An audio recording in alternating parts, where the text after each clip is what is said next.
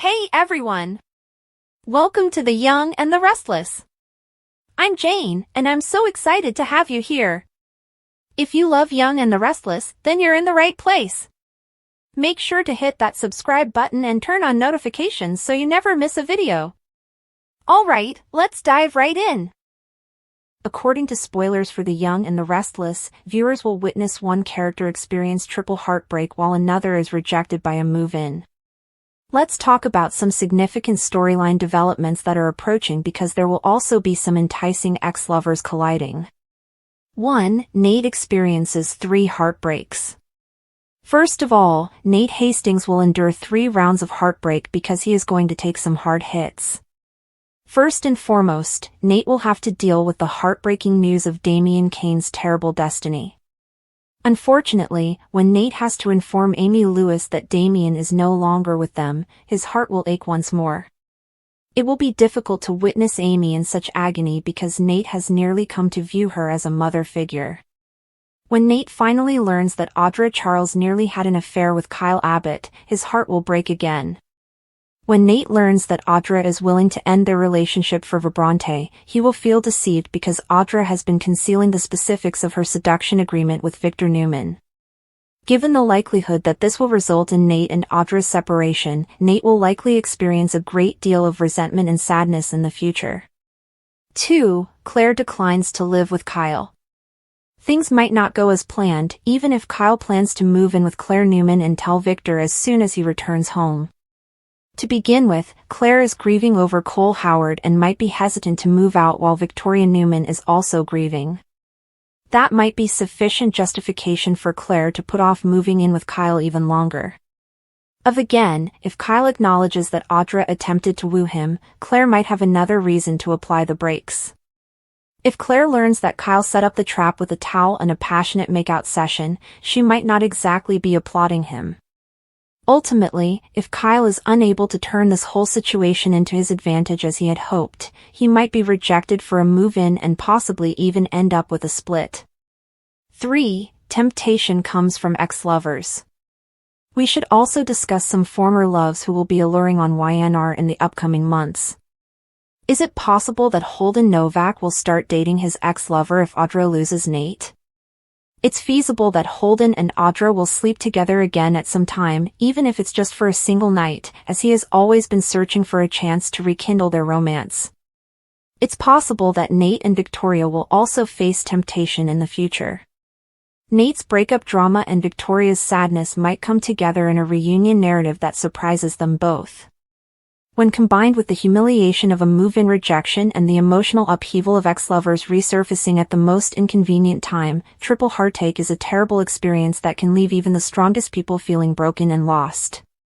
It's difficult enough to deal with the agony of a single breakup, but when 3 important relationships end abruptly, it seems like the universe is working against your happiness. Every sorrow builds upon the one before it, causing a crippling burden of loneliness, self-doubt, and grief that can make progress seem unattainable. It's possible that the initial breakup was unpleasant but tolerable, the kind of grief that goes away with time and distraction. But the second one begins to undermine your self-esteem, leading you to wonder if you're genuinely lovable or if you're destined to remain alone. Even the slightest reminder of love, a song, a location, or a smell, can send you into a downward spiral by the time the third relationship ends because the wounds are so deep. And just when you believe you've reached your lowest point, life throws you another cruel curveball. The flat you were hoping for, the much-needed fresh start, abruptly disappears. The rejection letter comes in impersonal, chilly language, stating some unimportant reason that seems to be a personal attack on your value. You were left trapped in a place full with memories you're itching to get away from since you had already imagined your new life there, the peaceful mornings, the strange streets, the opportunity to rebuild, only to have it torn away. Then, an ex-lover reappears, reviving feelings you believed had been suppressed, as if the universe hadn't already punished you enough. Perhaps they text you casually, acting as if nothing had occurred, or worse, you run into them out of the blue, their presence causing your chest to twist like a knife. They have the same appearance and voice, but their past is a minefield of unresolved issues and unfulfilled promises. When you see them again, you can't stop thinking about what might have been. What if you had put in more effort? But what if they've evolved? But you know in your heart that opening that door again will only make things worse. However, even if it's poisonous, the temptation to find solace in the known is too strong when you're feeling vulnerable. The clash between the past and present becomes intolerable, serving as a continual reminder that no matter how far you flee, you will always be unable to escape your grief. In particular, the move-in rejection feels like the last straw, a declaration that you are unworthy of security or a new beginning. As a sign of progress, you had placed your hopes on that apartment and that new area, but now you're in a state of uncertainty, surrounded by the ghosts of past relationships. There is a memory in every room of your current home, including the bed where the third spouse departed for good, the kitchen where you quarreled with the second, and the couch where you sobbed following the first breakup. The idea of remaining even one more day is oppressive, and the walls seem to be closing in. You're feeling increasingly depressed as you look through rental listings, wondering if you'll ever find a place that feels like home again. Stress is exacerbated by financial difficulty, which causes you to reevaluate every choice that brought you to this point. You spent too much time with the wrong people, right? Did your fear of loneliness cause you to overlook warning signs? Your self-doubt is unrelenting, a persistent voice in your head telling you that you are never good enough. The painful comedy of time is another. Why do ex-partners always resurface when you're at your lowest? They seem to be attracted to vulnerability like moths to a flame, as though they can sense it from a great distance. Whether on purpose or not, their abrupt appearance knocks you off balance. A part of you longs for the solace they once offered, and another part of you wants to yell at them for having the audacity to return to your life after everything. You find yourself reliving past exchanges, analyzing each word for underlying meanings, and pondering whether there is a possibility of reconciliation. However, your logical side knows better, you've been there before, and it just results in more heartache. Even a stupid idea begins to sound enticing because of how overwhelming the loneliness is. Just to feel something other than this void, you toy with the idea of answering their message and agreeing to meet up. Then you remember how painful it was for them to leave, how many nights you spent sobbing yourself to sleep, and you make yourself take a step back. A perfect storm of emotional turmoil is created when ex-lovers collide, move-in rejection occurs, and triple heartbreak occurs. Whether it's the perplexity of unresolved past relationships, the frustration of a wrecked future, or the loss of lost love, it might be difficult to decide which pain to address first. On certain days, the burden of everything paralyzes you, leaving you worn out and numb. On other days, your rage is so intense that you want to lash out at the unfairness of the world. However, there is a tenuous knowledge that this suffering, as excruciating as it feels, is only fleeting during the quiet times when the storm inside of you calms down a bit. Rejections lead to better opportunities, heartbreak fades, and former lovers eventually fade into the background. The difficult part is living in the now, pushing yourself to move forward even when your entire being wants to give up. You learn to rely on your friends, to immerse yourself in your profession or hobbies, and to re-establish your identity apart from relationships. Your grief's jagged edges gradually soften, and the future begins to appear less dire. But all you can do in the midst of it right now is make it through. You give yourself permission to experience all of your feelings, including longing, anger, and sadness, without passing judgment. You tell yourself that as long as you get back up after falling apart, it's acceptable. Rejecting the apartment is a setback, not the end. The resurfacing ex-lovers are not saviors, they are ghosts. Furthermore, even though it seems insurmountable, the triple heartbreak is only one more chapter in your story. It's not the end. Life has a way of bringing things into balance and presenting fresh starts when you least expect them. You persevere in the meantime, believing that the suffering will end and that you will one day reflect on this time with pride at having survived the storm rather than sadness. My life's haunting headlines were triple heartbreak, move-in rejection, and ex-lovers colliding. Every word reverberated through the empty chambers of a love that I once thought was unbreakable. You never know when things may come apart, but that's exactly what happened to me, and it all began innocently enough with a coffee discussion. As I waited for Jordan to return from his morning run, I was drinking from my chipped mug. My apartment's lease was about to expire, and we had been preparing to move in together for about 6 months. Since I had been staying at his house most nights anyhow, it seemed like the logical next step. Like he often did, he gave me a gentle, carefree kiss that morning, as if nothing was bothering him. However, he revealed later that afternoon that he wasn't prepared for me to move in. I didn't understand what things meant until I saw her name flash across his phone screen a few days later, Emily. He claimed that it wasn't because he didn't love me, but rather because he needed more time to process things. His former partner. The person who broke him 3 years ago and who had seemingly just made a comeback. I felt as like my ribs had broken apart and were attempting to reveal how much of my time, body, heart, and plans I had truly given him.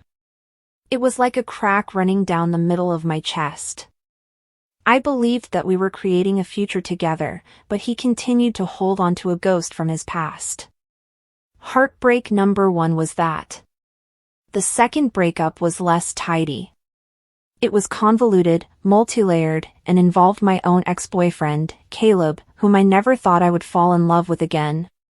Since our last argument, which ended our relationship, he and I had not spoken for more than a year. However, in an emotional sense, breakups are rarely final. Aftershocks from feelings can occasionally reverberate years later under the guise of second chances. He looked precisely the same when I ran into him at a mutual friend's birthday celebration.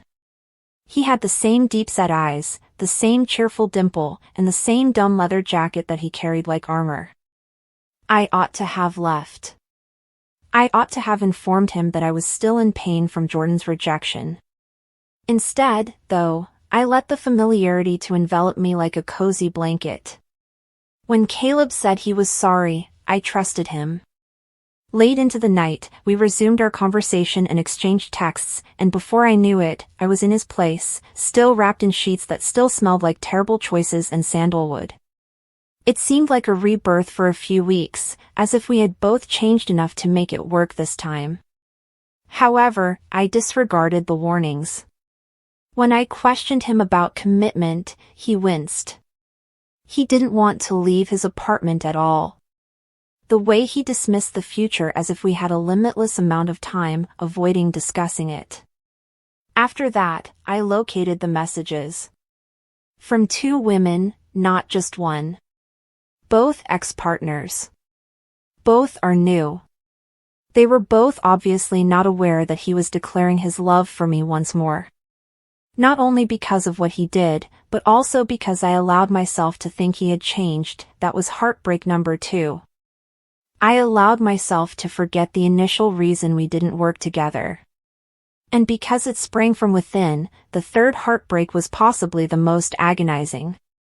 That's when I realized that without these relationships, I had no idea who I was. Being someone's girlfriend, someone's future, and someone worth fighting for had become the foundation of my identity. I had changed who I was to fit their preferences. Caleb was more impulsive, Jordan was calmer, and both were softer around the edges.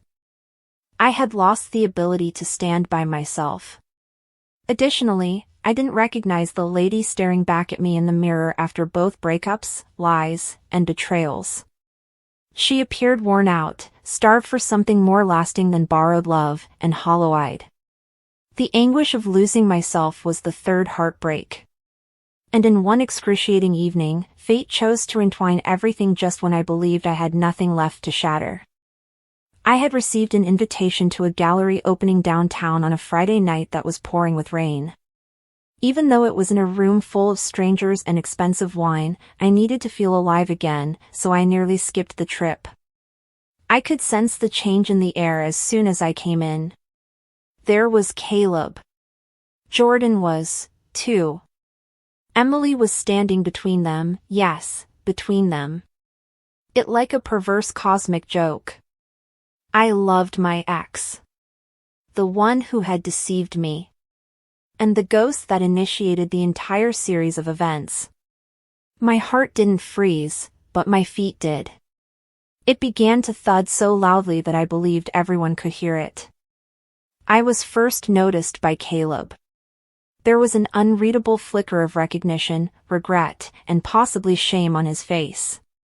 Jordan's eyes widened as he turned.